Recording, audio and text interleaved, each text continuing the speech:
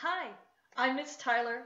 Welcome to Context for Kids, Episode 5, Chayei, the life of Sarah. 3, 2, 1, 0.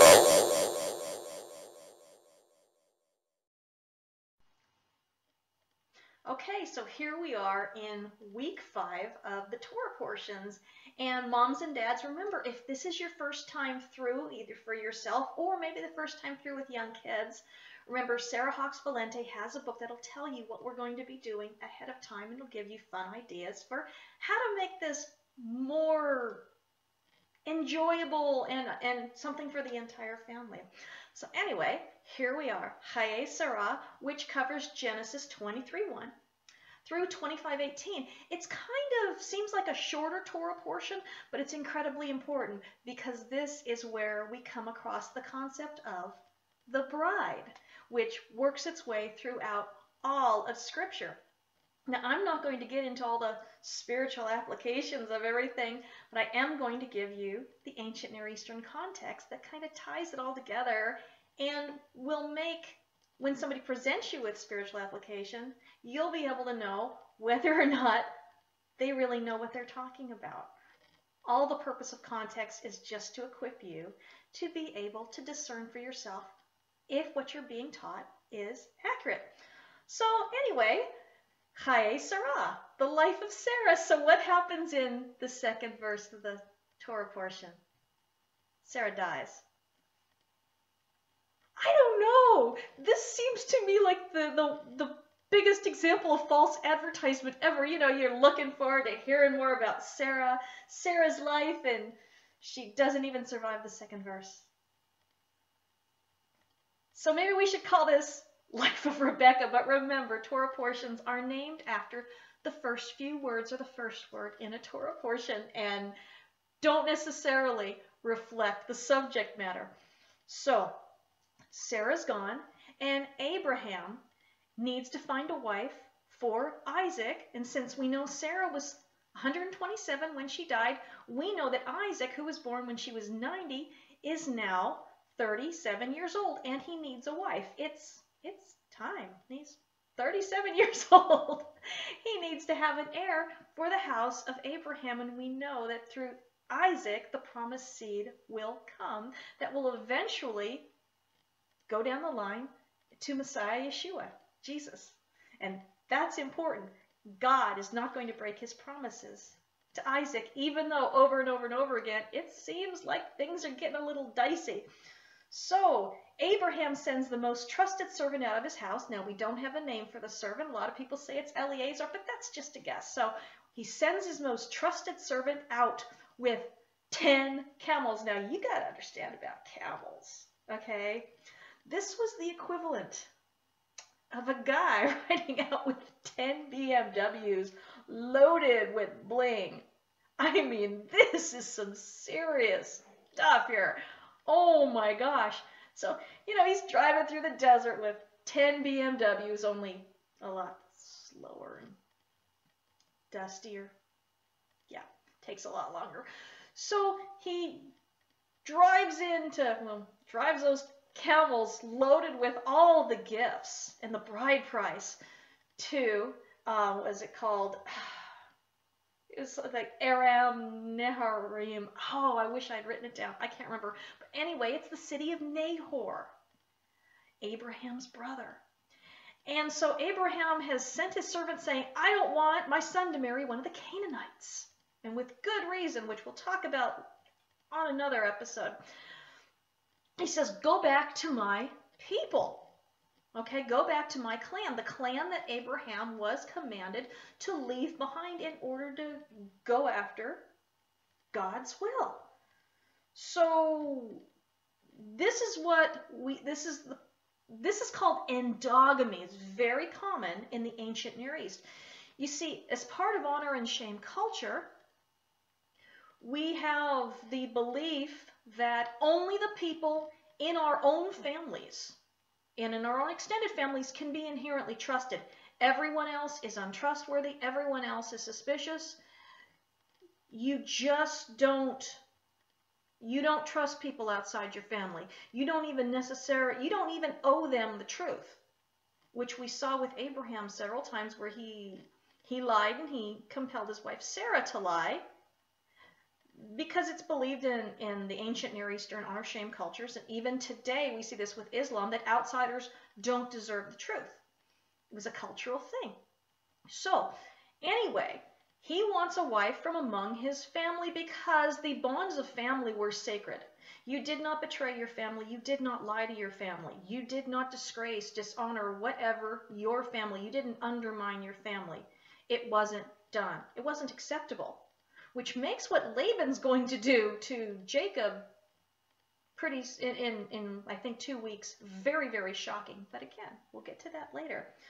So the servant comes to Nahor's hometown, and he doesn't know what to do about finding a woman. He says, whatever young woman I approach, let her be, if she's the one, let her give me a drink and then water my camels too. So now it says, all the women come, and it wouldn't have just been the unmarried woman, would have been all the women came for water in the evening. It was cooler, and they were carrying like a jug with like 3 gallons of water in it. Maybe that'd be something for you to do. Put 3 gallons of water in one jug on your shoulder or on your head and carry it around. There's chiropractor city, I'll tell you. Those women worked hard, but if they didn't, there was no water in the house because they turn on their imaginary faucets and imaginary water comes out, and not very satisfying. Anyway, so how would this servant even know who to approach? Well, in the ancient Near East in general, women who were married pulled up the back of their garment up over their head, and they had a head covering on. Unmarried women did not. Unmarried women would have their head uncovered. In every culture all over the world, there are things that each culture does to designate married women from unmarried women. Here in the Western culture, I wear a wedding ring. I've been married for like 24 something years, and that's what you do to show you're married, to show you're off the market.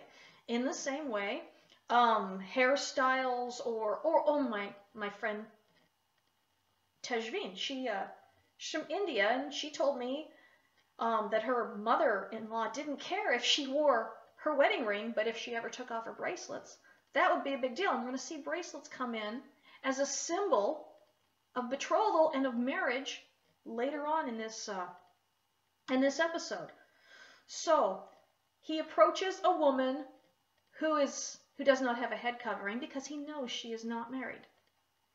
And she agrees to do all the things that he had prayed to God that the right woman would do. And so, and then she waters his camels too.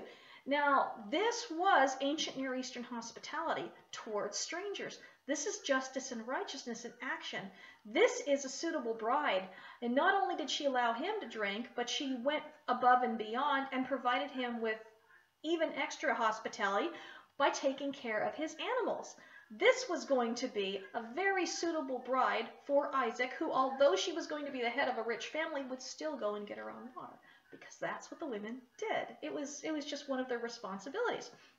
Okay, so he gives her, I did the calculations on this morning. You're going to just blow a gasket. So he immediately gives her, when she tells him who she is, that she is related to Abraham and she is of his family, he gives her a nose ring that's a half shekel. Now, I did the calculations.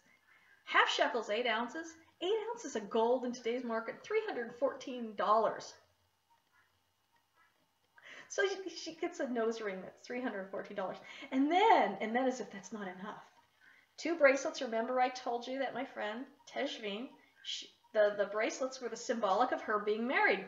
So 10 shekels a piece, 20 times as much gold. So I did the calculations. Each one of these bracelets in today's markets would be $6,285. Wow. Now I am assuming pure gold. I don't know, but even if it wasn't pure gold, great googly moogly, that is a lot of money And so, Rebecca goes running back home to tell her family what has happened.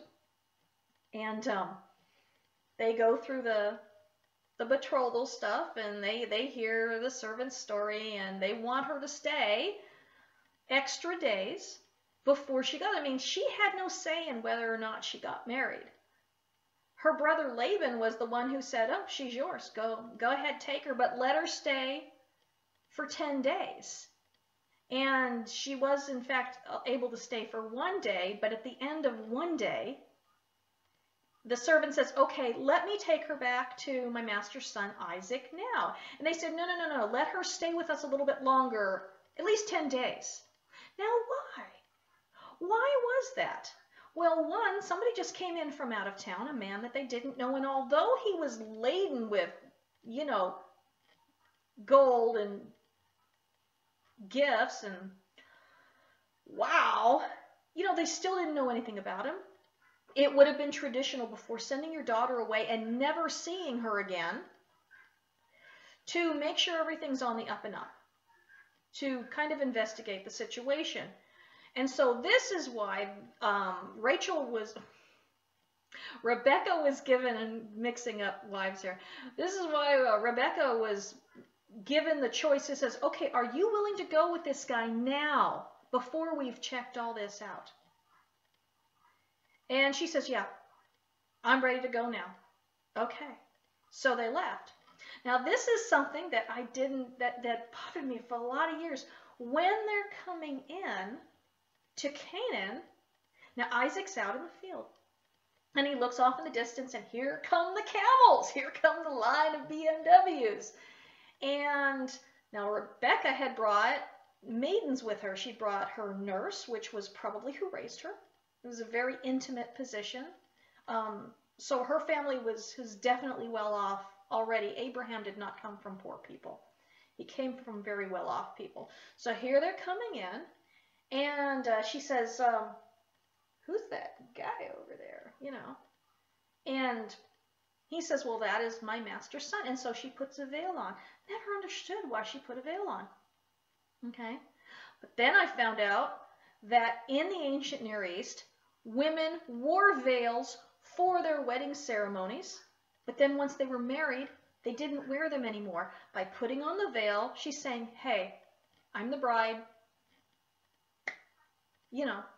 Let's have the wedding." And weddings were not as formal affairs back then as they are now necessarily.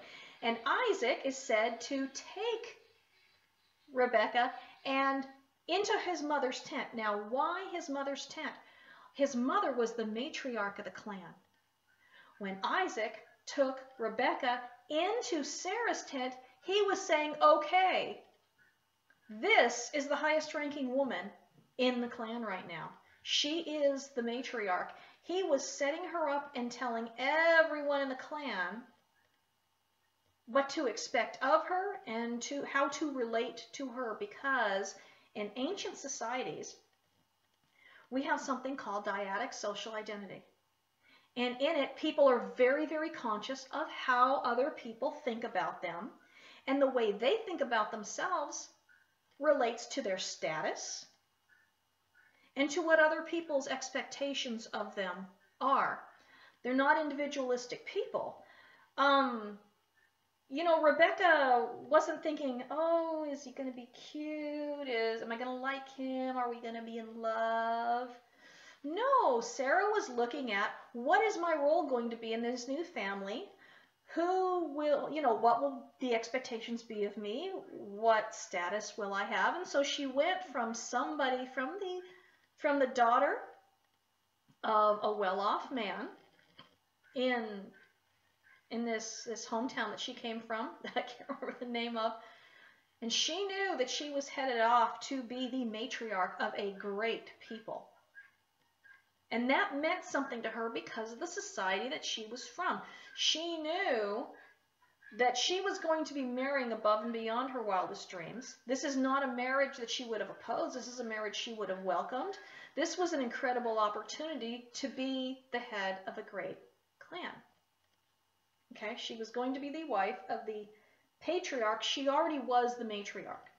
but she was going to be the wife of the one who was going to be patriarch. And the children she gave birth to weren't going to be Joe Schmo Shepherd's children. They were going to be Isaac's children. Isaac, the heir of Abraham, to whom everything was given. So, you know, people in the old days, they didn't think the way that we did. They were survival-based. They were very practical. They didn't have romantic, individualistic ideas.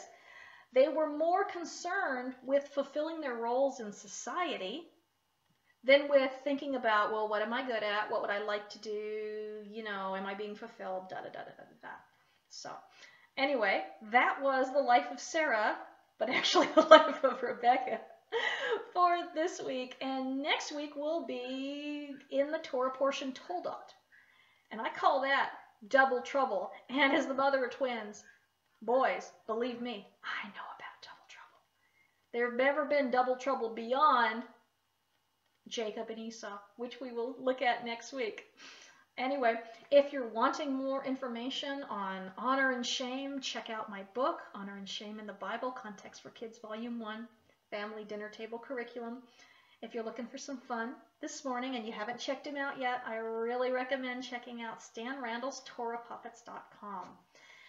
Learning Torah, learning the Bible, the foundational matters of Scripture, can be a lifelong adventure which should start with our families. Anyway, I will see you next week.